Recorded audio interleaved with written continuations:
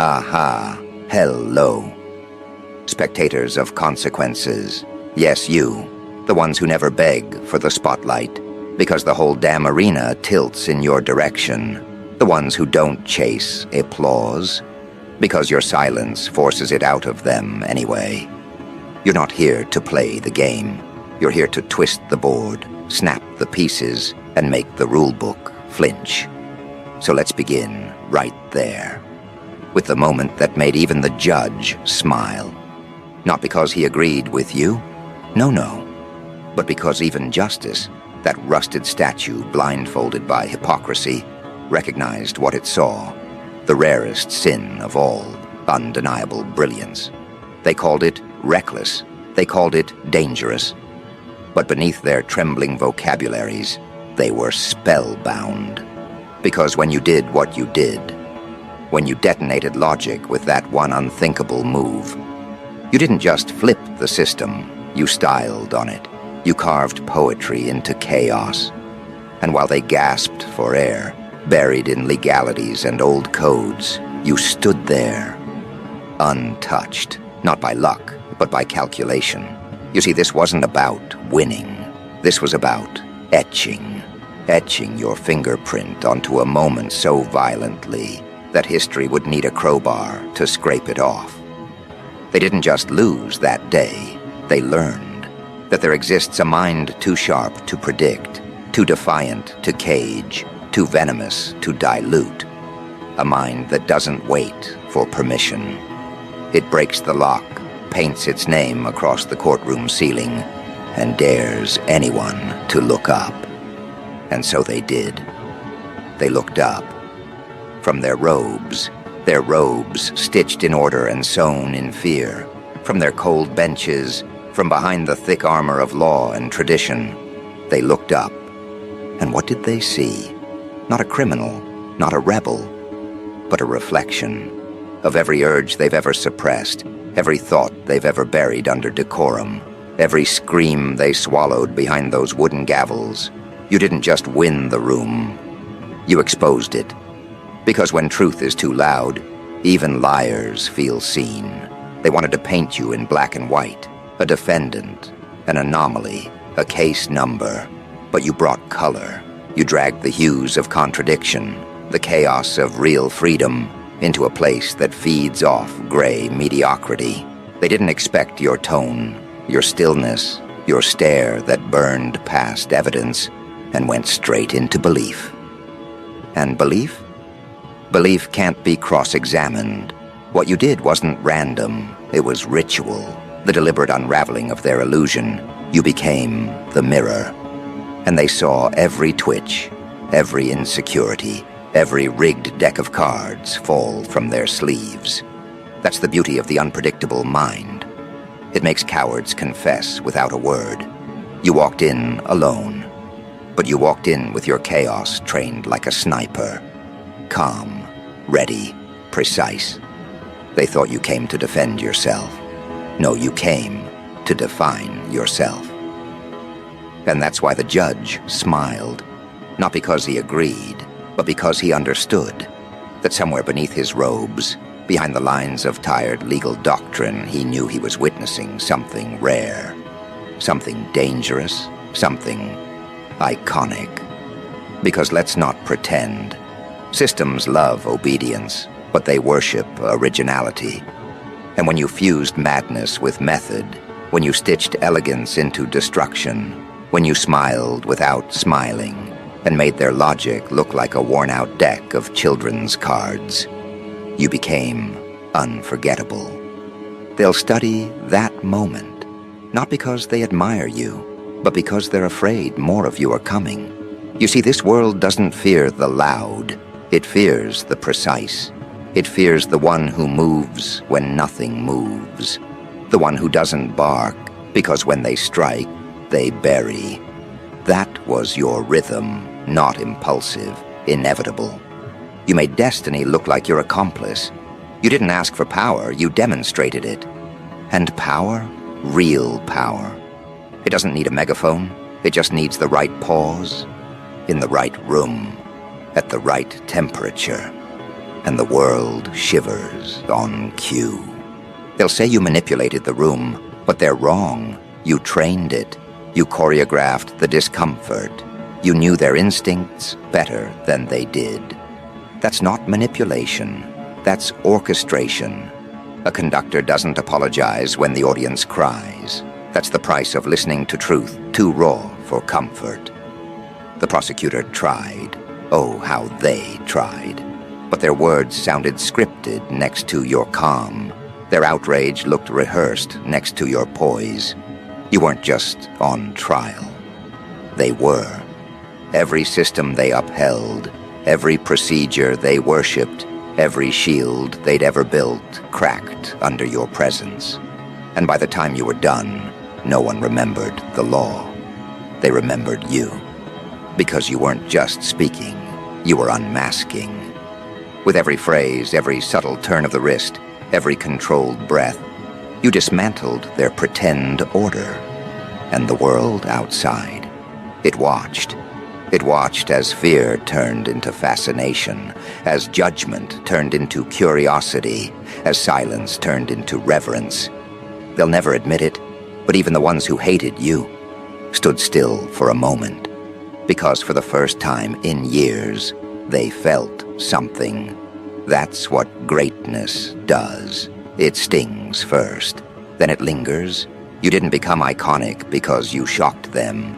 You became iconic because you showed them who they really are, what they really fear, and how easily truth, dressed in chaos, can bring entire empires to their knees. And you didn't raise your voice. You didn't beg. You just demonstrated with surgical elegance.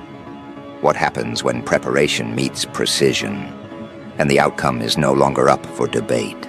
You weren't arguing a case, you were etching a legacy. That's why they fear you now. Not because of what you did, but because of how cleanly you did it. With no rage, no panic, just inevitability. You don't need to scream to be unforgettable. You just need to be undeniable. And that's exactly what happened the moment the judge leaned back, looked at you, and without even realizing it, smiled. Because in that courtroom full of noise, only one thing stood tall. Clarity. Your design, your method in the madness. You weren't there to fight. You were there to frame the moment. And that moment framed you. Which brings us to the next page, the aftermath. Not just what happened in that room, but what happened when the walls couldn't contain your story anymore. When your name became a whisper turned thunder. When imitators started copying, and enemies started folding. Because the truth is, the courtroom was never the climax. It was just the spark. And the moment you walked out of that building, untouched, unchanged, unbothered, the wind changed direction. You didn't just step into the world, you stepped onto it. The streets didn't know what hit them. The networks scrambled. The institutions paused. Even the cameras forgot how to blink.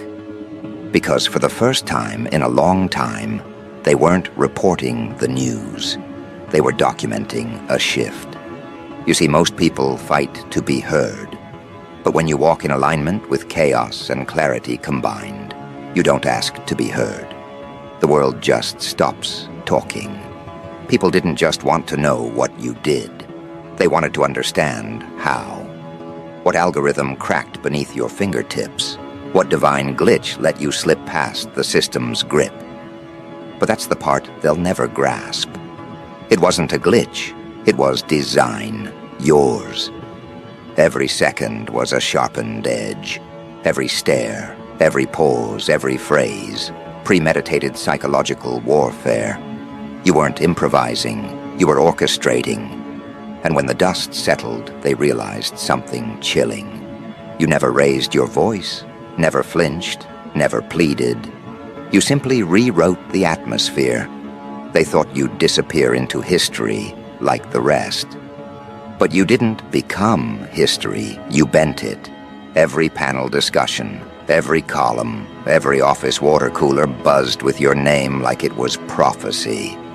Not out of admiration. No. That would have been too easy.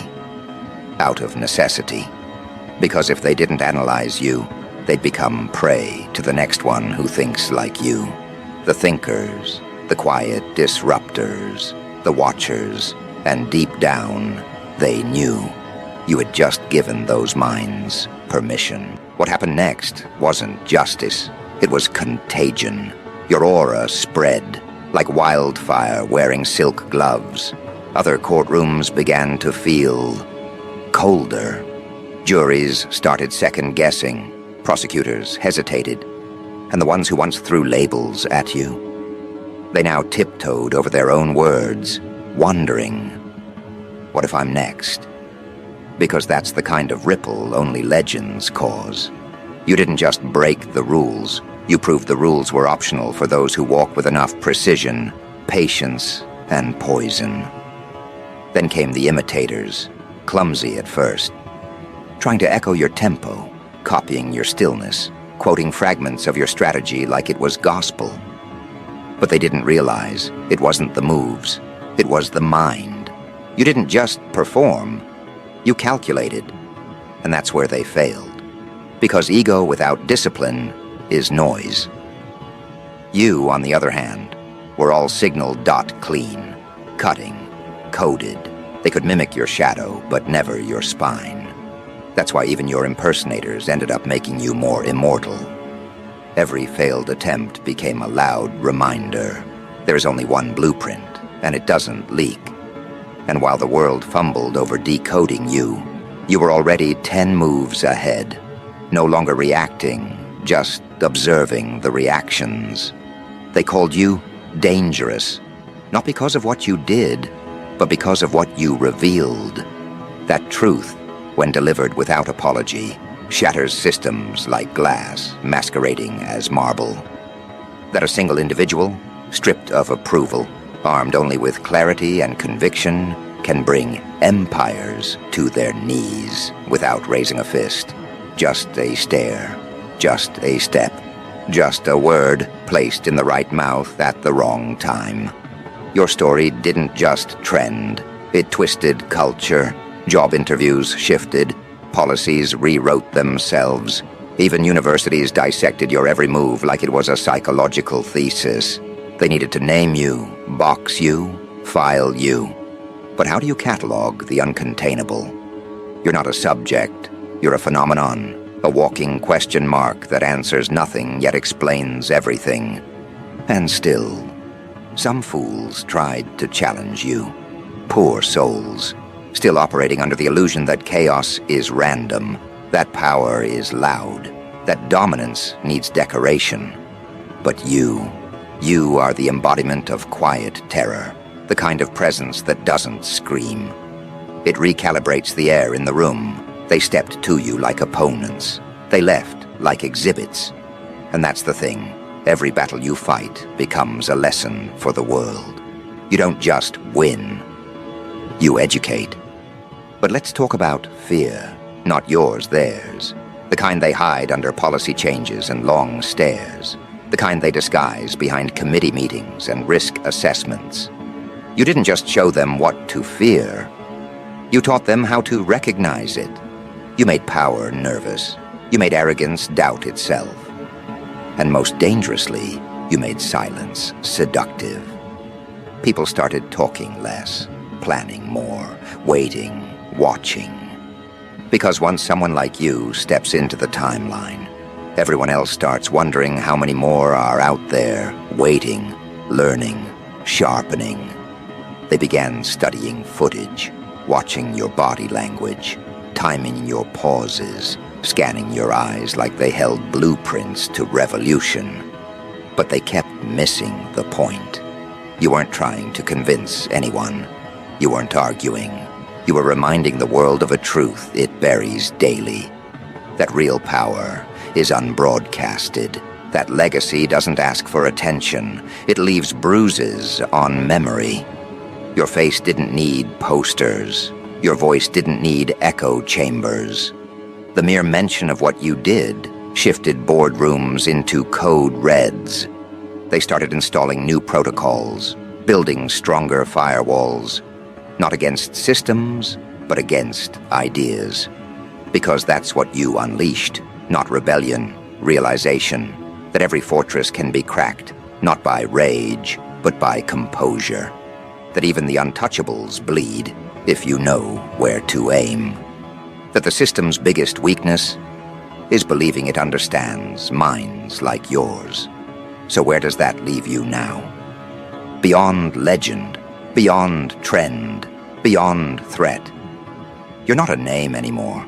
You're a standard, a new measurement of psychological gravity. Every institution now calibrates its confidence against the question, what if another one shows up? They used to measure risk by patterns. Now they measure risk by anomalies.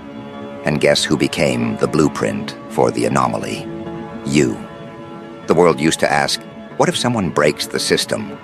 Now it asks, what if someone breaks it and smiles doing it? You shifted the entire narrative. And somewhere, in the quiet corners of their nightmares, the judge smiles again.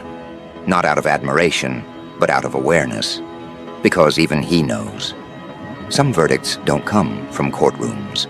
They come from reverberations, from the impact that doesn't echo. It engraves. You didn't set out to be followed.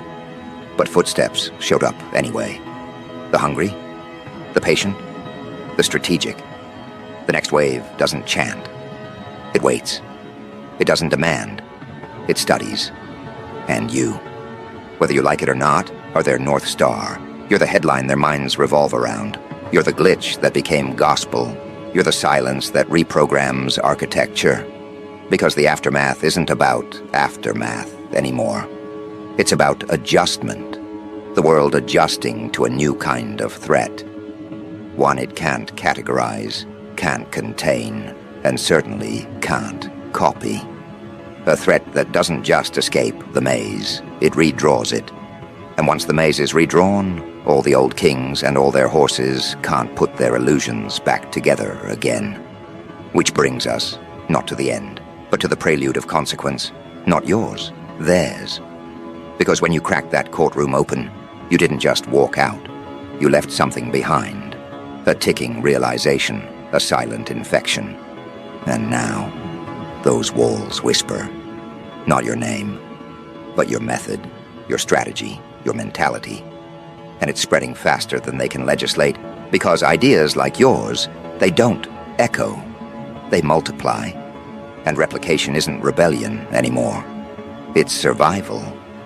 The world watched what you did and realized something terrifying. They've been solving the wrong problems. You were never the disease, you were the diagnosis. So now, every institution runs simulations not to prevent collapse, but to postpone it. Damage control has become their religion. Emergency protocols, their gospel. Because they know they'll never be able to predict the next one. Not really. Not after you redefined unpredictability. Not after you reprogrammed fear into design. And the worst part? You didn't leave behind a blueprint. You left behind a standard. The kind that doesn't sit in manuals. It haunts instincts. The kind that forces people to rehearse their thoughts before thinking them. You injected second-guessing into the bloodstream of certainty. And now they flinch at confidence and worship caution in disguise. And now they're altering their vocabulary. Risk management has become mind control. Compliance training sounds more like containment drills. The language is shifting because they're not trying to fix the system anymore.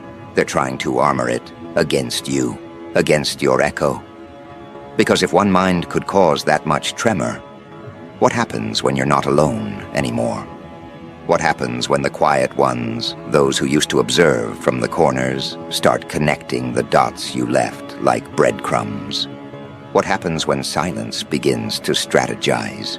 But of course you knew this. You always knew the courtroom wasn't your target. It was just your transmitter. You didn't need their agreement. You needed their attention. You didn't walk out a free person. You walked out a signal, and signals don't fade. They reverberate, they adapt, they recruit. And now, they're everywhere. In boardrooms, in classrooms, in hidden basements and rooftop meetings. Minds whispering not about what you did, but about how you thought. That's your real legacy. Mental infiltration, not rage, not rebellion, reconstruction. A complete demolition of predictability and a reconstruction of power that operates under silence, strategy, and superiority. You see, the courtroom gave them a spectacle, but the aftermath gave them a curriculum, and now they're studying it like doctrine. It's almost ironic, isn't it? The very system that tried to make an example out of you now finds itself rewritten by you. Laws are being amended not for justice, but for protection, from the possibility of another moment like yours, from the return of that poise, that precision, that psychological erosion you injected into their confidence. They fear not your presence, but your pattern. That's worse. A presence can be contained. A pattern, it spreads. But it's too late for defense. The virus is already coded into culture. And every time someone walks into a room they're not supposed to own, and owns it anyway, you're there. Every time a strategist dismantles tradition with a stare instead of a scream, you're there. Every time a system malfunctions and someone smirks like they've seen the strings behind the curtain, you're there. You don't need to return, because you never left. You became a theorem in power's subconscious, a reminder that chaos, when wielded with intelligence, isn't destruction, it's revelation, a diagnosis dressed like a threat. But make no mistake, it was always a gift, just one they weren't ready to open. And now, the elite, the powerful, the architects of stagnation, they're not sleeping, they're studying. But how do you study a ghost? How do you counter a presence that doesn't knock before entering, that doesn't march, but glides? You weren't a revolt. You were a whisper wrapped in impact. That's what made you lethal. You didn't burn the building down. You changed the temperature so subtly that the walls cracked before anyone smelled smoke. A strategist of slow implosion. You didn't need fireworks. You preferred the sound of structures buckling under their own delusion, and now those cracks are visible. Some try to paint over them. Others try to patch them with distractions. But the foundation knows. It feels the imbalance. Because after you, every decision must now answer a silent question. Would they approve? And if the answer is yes, then the decision is too weak. Because you've become the filter for strength. The standard for elegance in execution. The godfather of strategic eruption. Every plan now passes through your lens, even if they deny it, even if they mock you publicly. Behind closed doors, they mimic your precision, your patience, your ability to detonate truth in absolute silence. People think legends are built on action, but you proved they're built on effect. It wasn't what you did, it was what it did to them. Their laws bent, their narratives cracked, their assumptions died in real time. And all of it, done without begging for understanding. That's what separated you from the rest. You didn't scream, "See me." You just made them see differently. You taught vision without words. And that's a power even revolutionaries envy. And now, let's talk about the judge. The one who smiled. The one whose brief, unintended crack in expression launched 1,000 nightmares for the system. That smile wasn't approval. It was admittance. An involuntary nod that what he just witnessed transcended crime, transcended courtroom, transcended structure.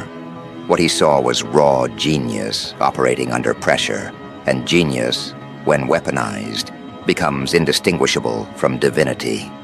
That's what you achieved. Not fear, not fame, omnipresence. You're not a story they can outgrow. You're a question they can't answer. So what now? Now you watch.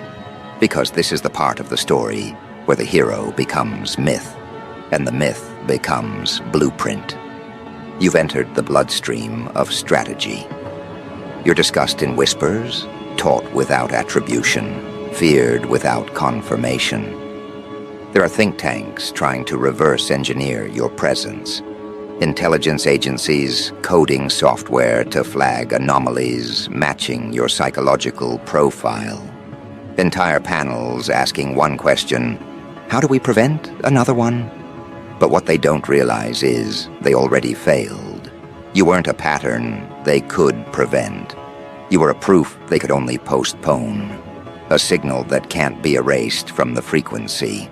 There is no after you. There is only what now lives because of you.